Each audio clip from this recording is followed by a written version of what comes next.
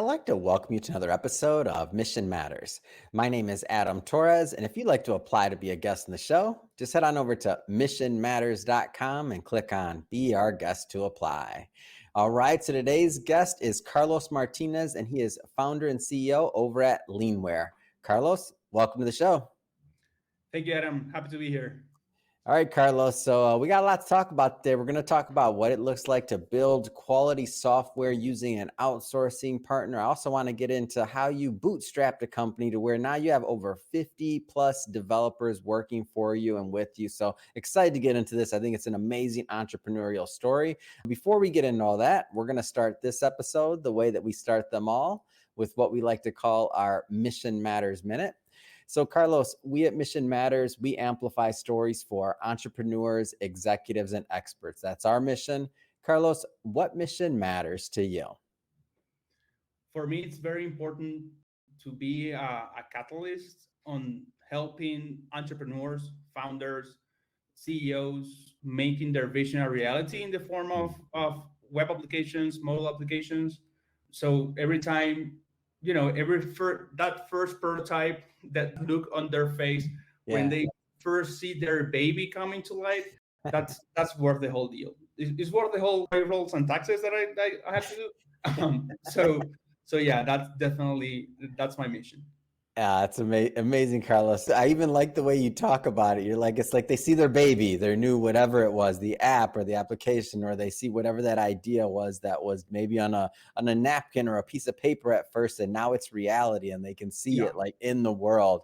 I think it's great, and I think and again, it's great to have you on. So let's just go a little bit kind of further back in your story. So Leanware, like where did all this come about? Like, were you out before even this? Were you always an entrepreneur? Or did you have that entrepreneurial spirit in you? Where did that start? I guess that I come from an entrepreneur family. We got this really early from my father. Most of his life he has his own company, obviously different company, different market, in different countries. I guess that both of my brothers and myself picked it up because there was no other way around it. You picked it up, or I don't know. Yeah. What was it like in the holidays around the kitchen table with that one, like in the family? Was there a lot of entrepreneur talk going on? Definitely. There were phrases thrown around like, you don't create wealth in a 9 to 5. Obviously, it's like a old mindset. My father is 70 plus years old right now. So those contexts might not apply today for obvious reasons. But it was kind of the feeling and kind of the education we were brought up under, a lot of correctness, ethics, and strictness. For example, I didn't miss a single day of school. No one believes me that, but during my high school and middle school, not a single day. I even got even middle school? Nothing, zero. Like my father and my mother were really strict about that. So growing up in an environment like that, obviously I picked up some 9 to 5 jobs early on in my career. Before we get into that though, when you were a kid, did you have some like small businesses or something else like that? Like when you were one of those, if you're at school, you're going to school, were you selling candy? What were you selling? Like you were doing something. So at that point, the novel thing was like burning your own CDs with so you're pirating music. Okay, good. Yeah. I mean, I cannot say it was 100% legal, but I was a 12-year-old, 20-year-old, so yeah. So basically, I got like feedback from people, what music do you like, and put together like this in CDs, even MP3s. So you were in the Wild West of all of that. That's interesting. Yeah, and there's a funny story about that. So it grew, like it started growing to different forms. At some point, I was working with a portable console from Sony that basically you had to pay to get the game. So you got into forums, you found ways around that. Yeah. And like at some point, and this was probably my most profitable business as a school entrepreneur. At some point, I was selling the services of jailbreaking the thing. And people were literally coming into my house, and my father was, okay, do you know who's coming? And I have no idea. Oh my God. I have no idea. And at some point, when I opened the door, it was it had an elevator that put you directly into the apartment. There wasn't an in between. Okay, I got it. So if you let them up, they're up. No, yeah, they're already at your house, right? when I opened out, it was a local policeman that walked in, and my father was like, "What did you do? Just tell me the truth. What are you doing? What are you hacking? What?" And then the policeman like pulls his gun to the other side and gets the console out and can you do this for my son, please? And literally, he was sitting in our living room with all the equipment and everything while I was doing the thing, pretty nervous actually. That was when my father said, "Okay, I had enough. Maybe you should take a different path." Is this Um, when you got like I noticed this pattern of tech, right? Like were you into tech and like I don't know if the words gadgets or like you know what I mean, but you were into the physical version of tech even with that, even with CDs, with this, like you're going into forums. Is that like that's kind of what sucked you in, huh? Like to start developing your skill set in problem solving. yeah, I guess it all goes back to my gaming background, not Yeah. professional gaming. I was terrible at it, but I really enjoyed it playing video games online. At that point, there was this first game from Blizzard that it was an novelty in the sense that you have to pay a monthly subscription Yeah. for. And I used to play it a lot, and I used to mod my PC a lot to be able to play it Yeah. better. What And year was this roughly? Roughly what year? Roughly. that Just for was probably 2004.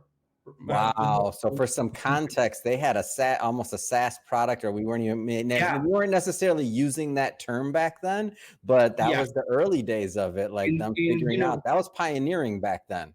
in my like friends circle, only three Mhm. of us were playing the actual game and paying for it, and we were called like, "You guys are crazy. Why are you going to pay a monthly fee to play a video game? It doesn't make sense." You Yeah. know, 20 years later, here we are. But anyways, in that game, I got to. You shouldn't have been burning CDs and Oh yeah, jailbreaking. You should have been definitely. creating that one. Man. No, I'm just messing with you. Go ahead. I had to. Yeah, yeah. Yeah. Uh, So I had to mod my PC and I, yeah, go yeah. through the components. And also in this game, it had a scripting language where you can Mhm. automate some of the actions your character did. So I Mm. wrote some scripting there as well. So that was my first exposure to programming, and that was Wow. in LUA scripts, which is a really old language. So yeah, and actually in 2004, I think it was, my father had to go to like an in-person meeting Hmm. with Cisco Academy back in my hometown for them to let me take a course on IT Mm. because I was too young. So they wouldn't let me in because I was underage. Wow. Everyone there was really old, basically. Mhm. And they say, okay, you can get in if we can get your father's approval. You guys need to do an interview process and all of that. So I guess that passion was there Mm. since the beginning. That you get in high Man, school. how forward thinking of your father, if you think about it from Yeah. his position, like he's got this crazy kid on his hand. He's doing all these things. My guess is I don't want to assume. You said it's in many different businesses, but I'm guessing he wasn't as you like in a tech business or in that No, at field. He all. doesn't actually know. He knows his son is super talented, has a lot of interests. I'm sure he knows tech is the future of the world because I'm sure being in business and with the type of conversations. So now he's trying to figure out how to deal with you and how to give you your dream. Like that's an Yeah. amazing story. Like from his Yeah. point of view, like that's amazing. Like how do I deal with this kid? Yeah. And Yeah. I Yeah. got to go take these classes. Like what do I got to do next, man? Yeah. It was crazy, but yeah, he always supported me in every single way in my passions. I'm really grateful for that. Yeah. Let's fast forward the story a little bit, but I love this and thank you for sharing because it's interesting to see the dynamics here. So now at some obviously, fast forwarding a bit, you come up with this concept of leanware. Why did you see this need in the market? Like how did this come about? So I started Lingware in early 2020. I had a lot of work experience. I was a software architect by then, which is like the one of the like the end game when it comes to tiers in it's Yeah. junior, mid, senior, architect. There are other ways to see it, but Mhm. to see it in a simple way, to put it in a simple way, I had a lot of experience gained already, and I work with really big companies as a consultant, as a contractor Mhm. consultant, like Unilever, Chevron, Cargill, like really big global companies in IT consulting, cybersecurity, networking, and software. So I had a little bit of knowledge in a lot of areas, and I kept seeing how people make, or entrepreneurs, when they're trying to build their products, kept making the same mistakes, from a Hmm. tech perspective, and Yeah. those mistakes cost them money. And you know the Leonardo DiCaprio meme that he's like, oh yeah, I saw that. I felt that way because through my career I made those mistakes, and I make Mm. the company I used to work for lose money on those mistakes. But Yeah. you're a junior, right? You're a mid. You're there to learn, Of, of to be. course, of course. So when I started Lingware, I started because I want to create a company where me Mm. and my co-founder can put all of our knowledge and experience at the disposal of our clients, or even the Mm. people who sometimes they don't even necessarily need to pay. We're happy with that, so they don't make those same mistakes. And I'm not Mm. saying we're perfect. I'm not saying that it's tech, right? Of You need to course. be constantly learning and evolving and adapting, especially in this AI era. But you are better off like people who have been in the business for 15 20 years Mhm. doing this than trying to learn it all yourself, and For sure. you know falling into the oversimplification on how to build good software, like Mhm. production level, world class, good quality software. Mm. Yeah, that 15 years of education or whatever that amount of time is, that's expensive. That's Yeah, expensive. Making mistakes is expensive. So you obviously were serving a need in the market, and you obviously found the right clients, and you found, and you created a correct culture. Because correct me if I'm wrong on this, because I don't want to be off. You have over 50 developers now on the team. Am I off on that? yeah, yeah. No, that's How accurate. does that feel? Do you look around and you're like, man, where'd all these people come from? That's how I look Yeah, sometimes. I'm like, where'd I, all these people come from? Obviously, I know where they came from, but yeah, that's yeah, how I yeah. feel. It feels like just the other day, it was me and the other co-founder, employee number 1 and 2. Yeah, employer 1, 2, and backend developer 1 and front developer 2, and that was it. Like there was no other way around it. We did a lot of coding in the early days. Well, I guess that the first time I got that feeling was when someone was hired that I didn't interview, Yeah, right? So that person obviously went through a whole process of of course. Of course. English, skill sets, Mm, cultural fit, background checks, blah blah blah, mm-hmm, the whole like recruitment and onboarding process. And mm, I didn't know his face. I didn't know him at all. mm. And that that's good, right? Because you're creating processes, you're scaling, Of and course. but it is a little bit scary. It was a little bit scary at that time. Mm-hmm. Nowadays it happens every week, so I learned to cope with that. And from the 50% perspective, today's a really good day to ask it, because it's the payroll day, so it's when the fund is it's a stressful day usually. Yeah. But yeah, we have great developers. We've come around to we're mature our processes and our Mm-hmm. recruitment or onboarding to make sure that we have like basically the biggest filter is culture, Mm. and that soft skills, hard skills can be learned, soft skills are a little bit harder. Yeah. What do you think the secret to this, some of the secrets are to some of this growth that you've had, or whether it's creating the right culture, the right processes, what's the secret? Like, what are some of the things you feel? Yeah, I think it's straightforward. Well, first, obviously, you need to work hard. You need to love what you do. That's obvious. That's obvious, and that's, I guess, that for us at least, the main point has been actually caring for Mm. what we do, for the products we're involved in, for our clients. Yeah. To this day, I try to be at least once a week in a call with where we do demos, where we do follow-ups. I Mhm. didn't write a single line of code. I don't take any credit for any of the deliverables or anything. Always a grace to the team. Mm. But I guess that our clients feeling like are the partners, the founder care about us. Mm. And actually, when we make mistakes, because we make mistakes, we're not perfect, obviously. We are the only ones to own it and be in the front lines, in the trenches, trying to solve them and adjust whatever needs to be adjusted. So that creates a feeling of friendship, even I Yeah. will say. So some of our clients have become even partners. We've been engaged into joint ventures together, and some have become friends, like actual drink friends, where all the way to having drinks, having dinner with the founder's wife and families getting Mhm. together. So that has been a really rewarding process, Isn't that and wild? Isn't that wild it's, when you it's when you crazy. realize that it's in person? Like that's how our entire community is. Like when I see some people, I mean, we started this about 8 years ago, and I a little over or going on 8 years in another month or two, I think. And when I see this, or if we finally meet somebody in person or something, we did a meetup the other day in Orange County, and when I was talking to somebody, I'm like, man, you sound familiar. Like, do I know? And he's like, yeah, I was on your show like 6 years ago. I'm like, oh my gosh, you're like, wow, it's amazing.